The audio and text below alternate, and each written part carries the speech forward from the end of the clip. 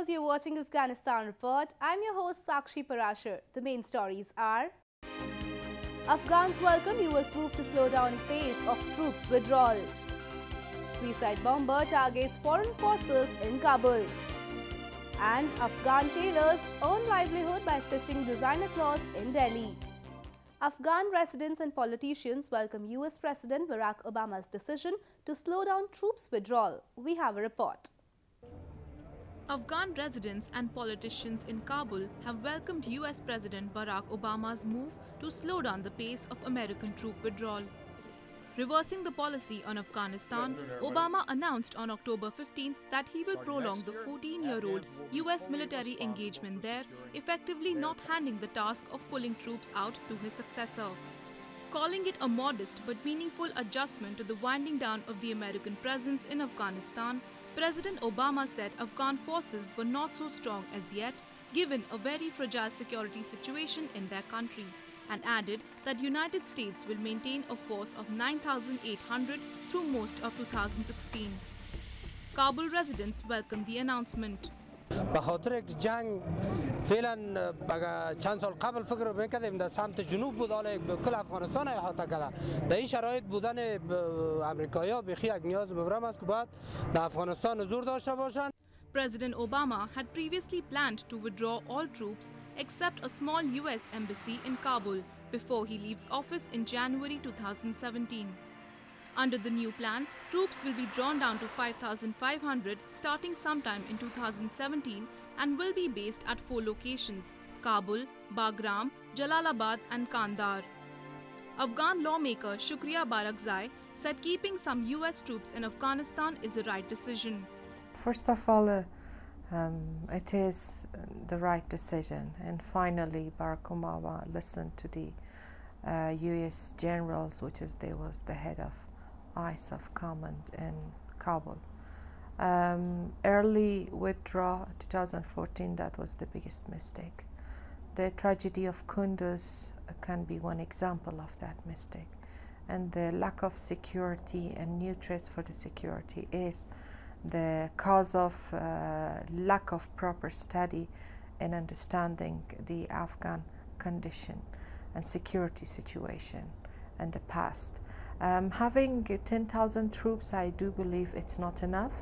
I also believe it's too early for us right now to judge what may happen in 2016 or 17. At a Pentagon briefing, US Defense Secretary Ash Carter supported the president's decision, saying it honored the sacrifice of American troops and gave them a chance to finish what they had started. We're adjusting our presence based on conditions on the ground to give the United States and our allies the capability to sustain a robust counterterrorism platform, denying a safe haven for terrorist and violent extremist organizations. This will keep Americans safer back home.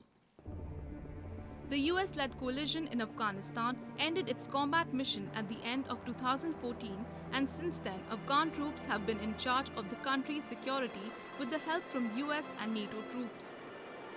US military and administration officials have been discussing a slower withdrawal timetable since the March visit to the White House of Afghan President Ashraf Ghani and Chief Executive Abdullah Abdullah. President Obama said he spoke to the leaders on October 14th. President Ghani has been more supportive of the US presence than his predecessor Hamid Karzai, who left office last year. President Obama stressed that he viewed Washington as having a solid partner in President Ghani. President Ghani praised President Obama's decision, saying the assistance would help his government's forces fight a ruthless and cunning enemy. US troops were first sent to Afghanistan by President Obama's predecessor, George W. Bush, soon after the September 11, 2001 attacks on the United States in a US-led effort to destroy Al-Qaeda and to oust the then-ruling Taliban that had sheltered the militant group. The Taliban continues to create instability in Afghanistan. In a recent incident, a suicide bomber targets foreign forces in Kabul. 3 people were wounded in the incident. A report.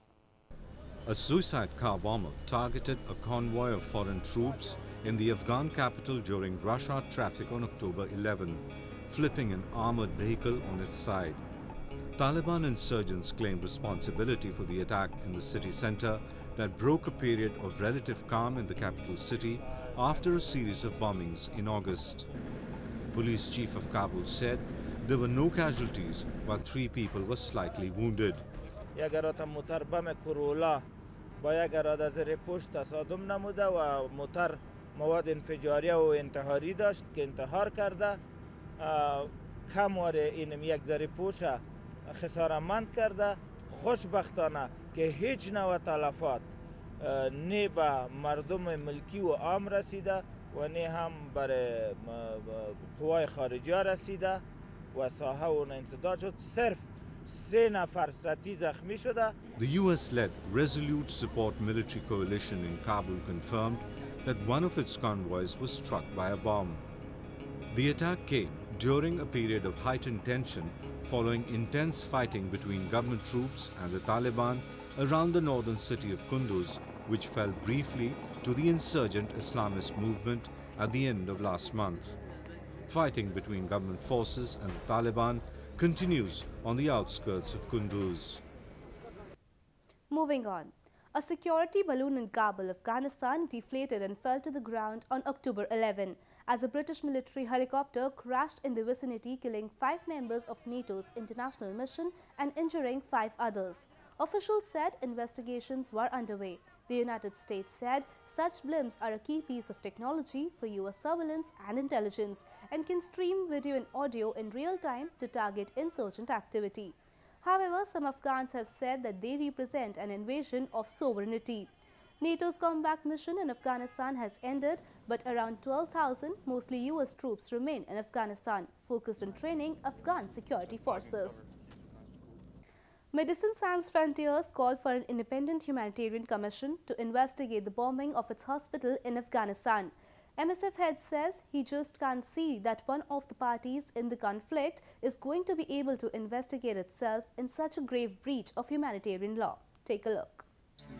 An international panel of experts is likely to probe the US bombing of a Médecins Sans Frontières, Doctors Without Borders hospital in Afghanistan, but is awaiting a green light from Washington and Kabul, MSF and the Swiss Foreign Ministry said on October 14.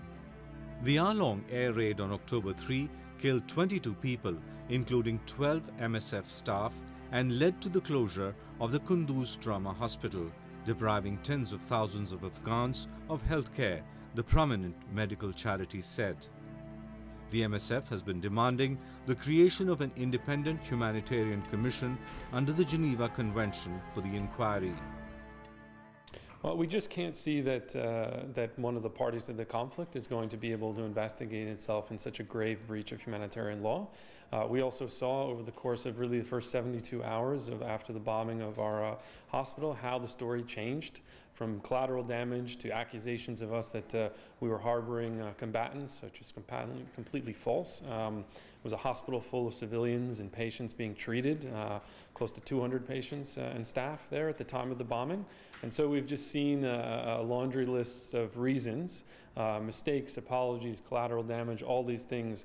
And we just really need to get to the bottom to understand what happened, how a well-known hospital could have been targeted and repeatedly hit over the course of an hour when they've been provided plenty of information as to the whereabouts and the purpose of the hospital. Janssens added that as the commission has never been used, it's not certain the investigation will go ahead. Both the United States and Afghanistan must give their approval for the investigation to begin. What is very important is that the International Humanitarian Fact-Finder Commission has been activated to start an investigation on the horrible attack in Kunduz. So this is a very important first step, and now we need the agreement of the United States and Afghan government to have this investigation started. And this is a very important step to find out more facts about the horrible attack in Kunduz on the MSF hospital. Indeed, this humanitarian fact-finding commission has never been used, so it's not at all sure that the investigation will go ahead. For us, it remains very important that we can find out the facts why this attack has happened. It is a horrendous attack which leaves an entire city without a trauma care in one of the most horrible wars this city has gone through in recent months. The United States military has taken responsibility for the airstrike, calling it a mistake. US President Barack Obama apologized to the MSF last week. The MSF, which said it could not rely on US, NATO and Afghan internal investigations to examine the bombing, said the Swiss-based commission had been activated at the request of a state that it did not name. The MSF has said the Commission's inquiry would gather facts and evidence from the United States, NATO and Afghanistan, and testimony from the MSF staff and patients who survived the attack. The Commission, composed of 15 experts, including diplomats, military officers and medical doctors, was established under the Geneva Conventions that laid down the rules of war so as to protect civilians and non-combatants. The International Committee of the Red Cross, guardian of the pacts, has already backed a role for the International Commission to determine the facts of the Kunduz bombing. As Afghanistan continues to remain in the grip of war between the Taliban insurgent and government forces, locals are finding livelihood in India. This week we bring you the story of Afghan trio who have set up a tailoring shop in the capital stitching designer clothes. Let's take a look. Afghan refugees in India are finding ways to earn a livelihood by stitching designer clothes. Decades of war in Afghanistan have forced many citizens to migrate to India to earn livelihood. Afghan tailors working on sewing machine in a busy street of Delhi's Bhogal area are gaining popularity for their designer clothes. Sameer, Najeem and Farheed are Afghan tailors who make designer clothes for a living. They earn between $7.73 to $15.4 in a day. Sameer, who has been staying in Delhi for the past 18 months, does not want to go back to Afghanistan. He is happy living in India and aspires to be a singer.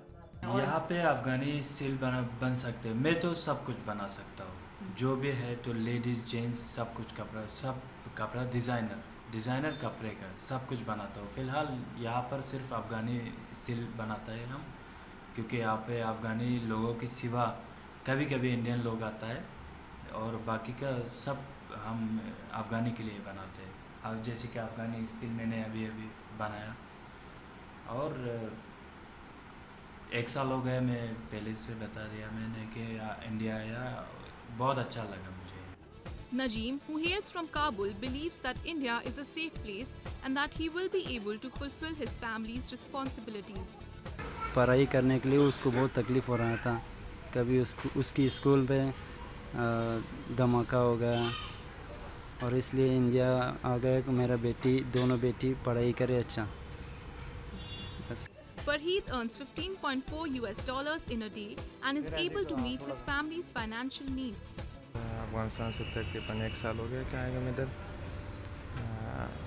फ़िलहाल को मेरा काम नहीं है, वो मेरा ज़ुबान थोड़ा से प्रॉब्लम है, वो बाहर से कुछ काम नहीं है मेरा, वो बस मजबूरी ख़र्चा के बच्चे को फैमिली के, इस खातिर के इधर मैं काम कर रहा हूँ। India is a home to many Afghan refugees and each of them share their stories of survival. With that, we come to the end of this week's episode of Afghanistan Report. I'm Sakshi Parashar taking your leave. We will be back next week with more news and views from Afghanistan. Goodbye and Khuda Hafiz.